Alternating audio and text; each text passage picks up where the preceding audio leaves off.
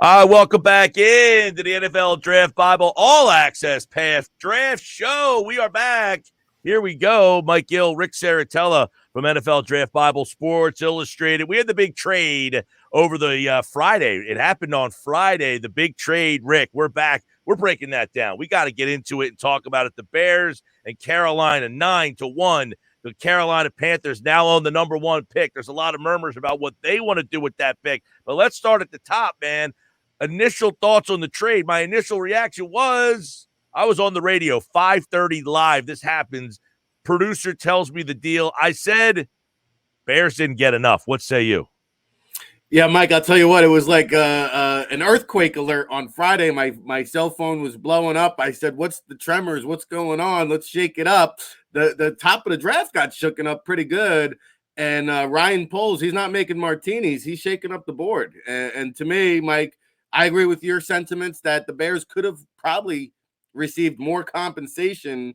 I mean, did they get a blue chip player? I don't think they did a bad job, Rick. I just think they could have got more. I'm not looking at it and saying, man, they got fleeced. I'm just saying I think they could have got more than they got.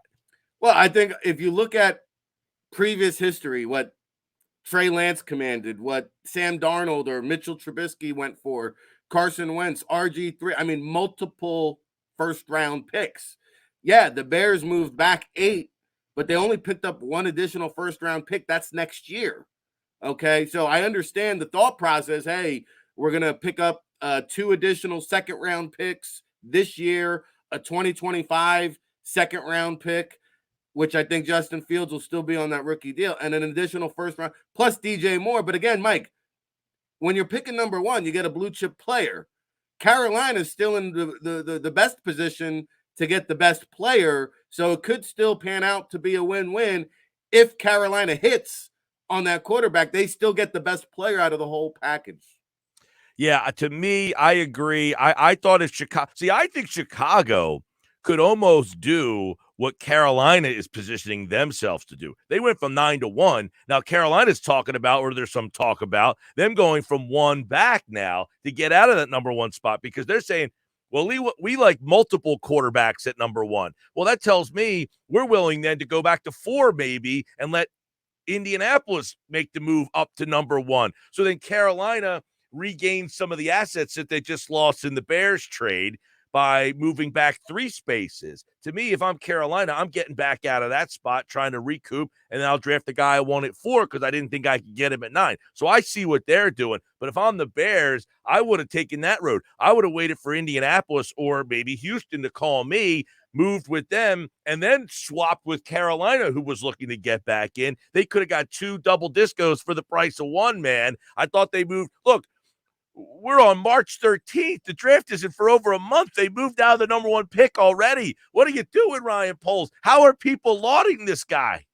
Yeah, you got 45 days into the draft. You're exactly right. And Ryan, I think, is one of the youngest GMs in the league, Mike. And so Carolina saw an opportunity not only to move up to the number 1 pick, but potentially, to your point, offset some of the draft equity they just gave up, which tells me the Bears got bamboozled, right? And now Carolina, we're not in these trade negotiations, so only Chicago knows the market. I think it would have heated up as time wore on. Now you're hearing that Carolina could be in love with AR-44, Mike. Hence the trade down. Should Chris Ballard, good old buddy of Frank Reich, remember there's a relationship there. Maybe they know something where the Colts at 4 might want to trade up to number 1, get their guy in CJ Stroud or Bryce Young, whoever that may be. There's still a good chance that the Panthers could stay at number 4, still get their guy, Anthony Richardson. If you're buying into this whole, Frank Reich has never had a quarterback under 6'3". He prefers AR-44. If you're buying into that whole hype, I think the wheeling and dealing, there's still some to be had. The trade, by the way, the Panthers get the number 1 pick from the Bears in exchange for DJ Moore, the number 9 overall pick, a 2023 second-round pick. That will happen this year. It's pick 61, a 2024 first-round pick, and a 2025 second-round pick. That is it. So DJ Moore, he'll be the new wide receiver in Chicago, and then they get those picks as well. So the move gives Reich a chance to kind of handpick who he wants to be the guy for their organization. If they stay at number 1, who's going to Carolina? It's going to be interesting, Mike, because if Anthony Richardson is indeed their guy, like, hey, if you fall in love with somebody, go get your guy, right? And I'm not saying that's my preference at number 1, but it sounds like there's a lot of smoke coming out of Carolina that AR-44 is the guy. So right now, I'm going to go by my source. You think they would stay at 1 to take Anthony Richardson? I think when you have conviction to move up to the number 1 spot, you must like somebody. And if that somebody is Anthony Richardson and that's your guy, well, hey, I think there's a realistic possibility that Anthony Richardson goes number 1. Wow, that would be unbelievable to go from 9, because I guess there was a slim possibility that Richardson could have got to 9. I say slim possibility because who knows, if Richardson. I don't think so. Not anymore, Mike. At this point, the hype is so great. I mean, I haven't seen anything like this since Jamarcus Russell threw the ball through the goalpost on his knees from the 50-yard line at his pro day. All of a sudden, he was a first-round pick. Anthony Richardson, it's like we've got amnesia. The athleticism is through the roof. We just forget about the game film. Yeah, but I mean, all right. You know this. I know this. You're around all these guys. You've been to the Senior Bowl and the East-West Shrine and the NFLPA Bowl. You have to know that Richardson cannot step on the field and start game 1 for the Carolina Panthers. Do they plan on taking the number 1 pick, reaching for the guy who might be good in 2 to 3 years, but putting him on the field and then the possibility that he's not ready and that completely shakes his confidence? Well, I think we talked a little bit about this on our last show. You mentioned Carolina was in negotiations to extend or bring back Sam Darnold, and I do think that is to be kind of this stopgap guy, a placeholder, if you will, that can kind of be the bridge, right, to an Anthony Richardson.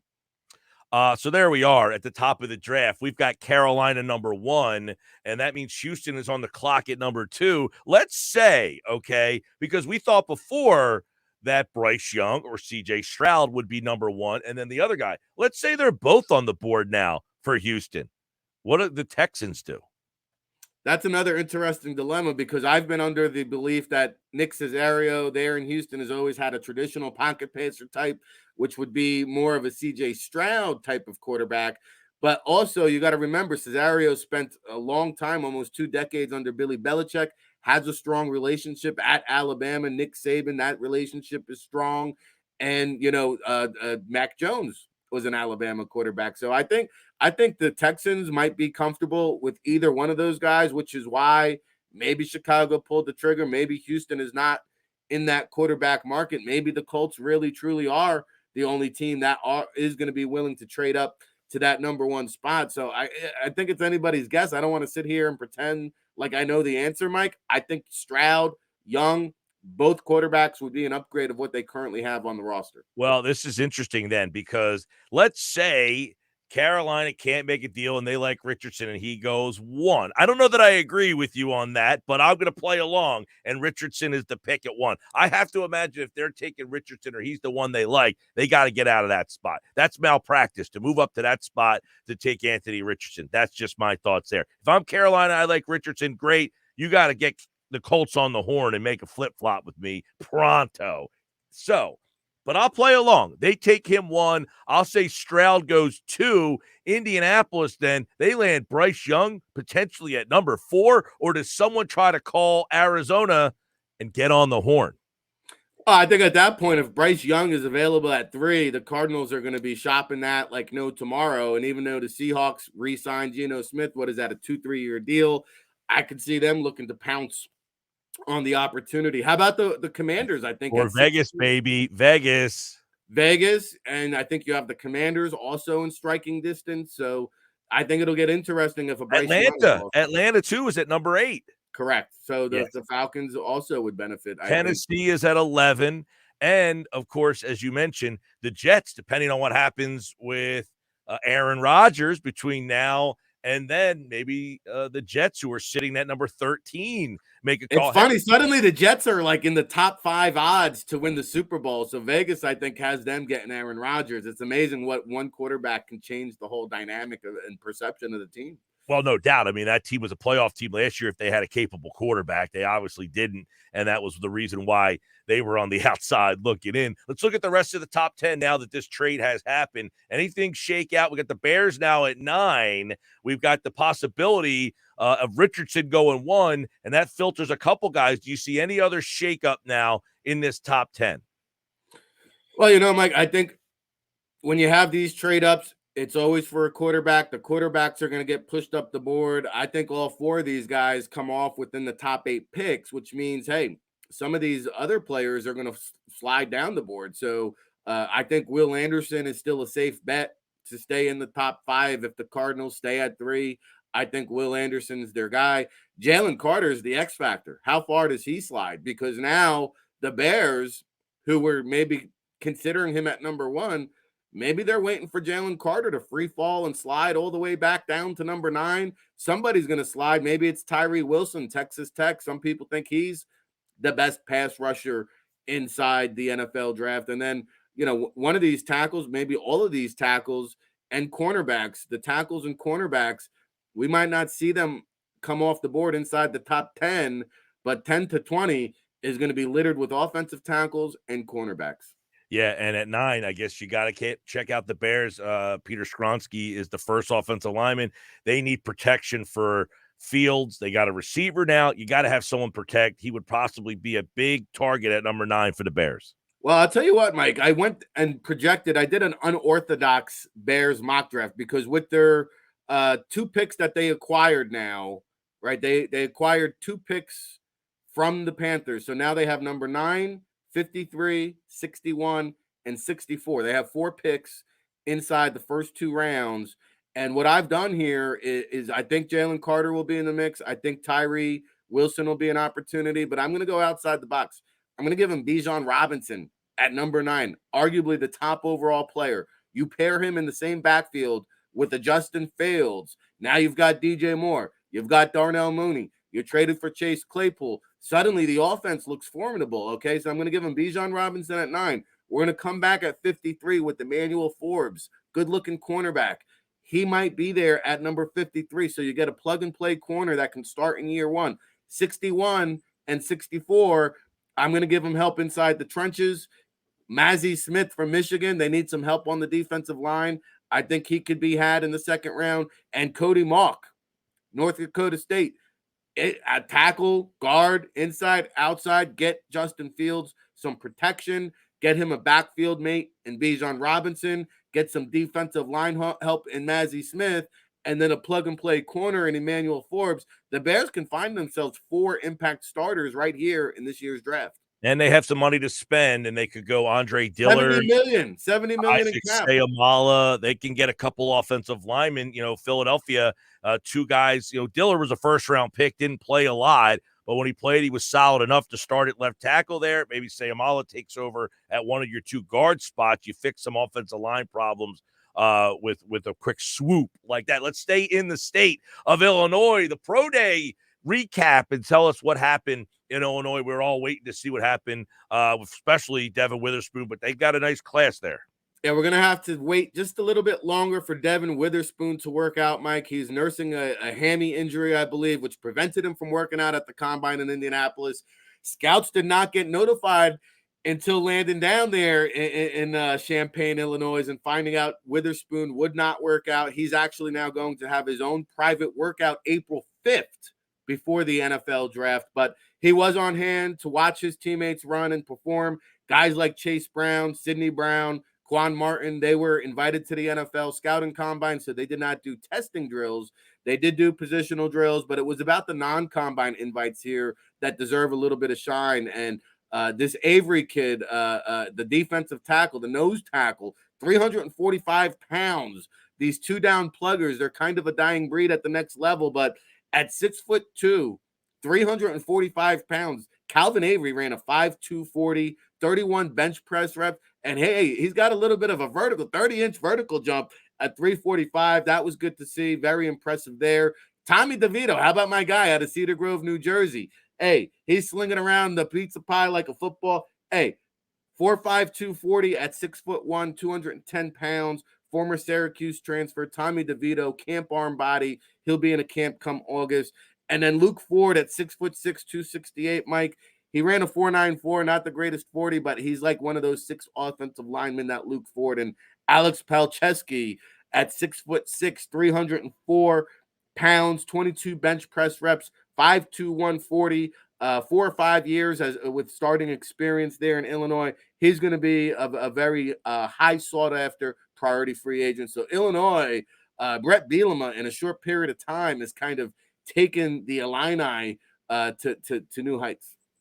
All right, Rick Serritella, we got other stuff happening. Let's go to Oregon State, way out west, the Pro Day preview for the Beavers, and we'll take a look at South Carolina as well. Yeah, at Oregon State, they get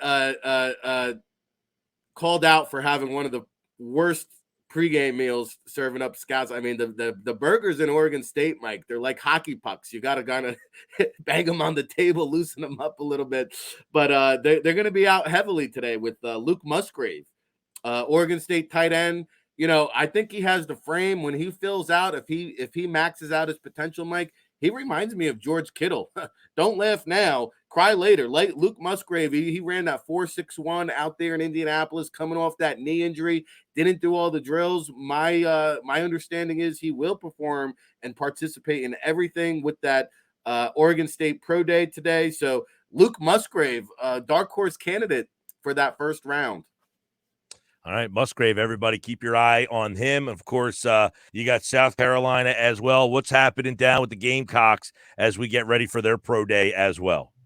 Yeah, you know, suddenly South Carolina has been this kind of NFL fountain of cornerbacks. You remember J.C. Horn came out a couple years ago. Well, he's kind of served as a mentor to Cam Smith, Darius Rush, 2 very good-looking cornerbacks here for the Gamecocks. Cam Smith, a potential first. We talked about cornerbacks. It is deep. It is loaded. Cam Smith at 6'1", 180 pounds, ran a 4.43 at the scouting combine. And how about his teammate, Darius Rush, almost a forgotten corner? He goes down in Mobile, impresses at the Senior Bowl. He's got some wheels, 4.36 at the NFL scouting combine. So Darius Rush playing his way into that day 2 status. And then Zach Pickens, I know, is a guy we've talked about it, Mike, 6'4", 290 plus pounds. He ran a 4.89. He's got some great athleticism for a big man. I'll give you one under the radar guy, non-combine invite. Josh Vann, the wide receiver at South Carolina. He's got length. He's got size. He's got quicks. Look out for his 40-yard dash at that South Carolina Pro Day.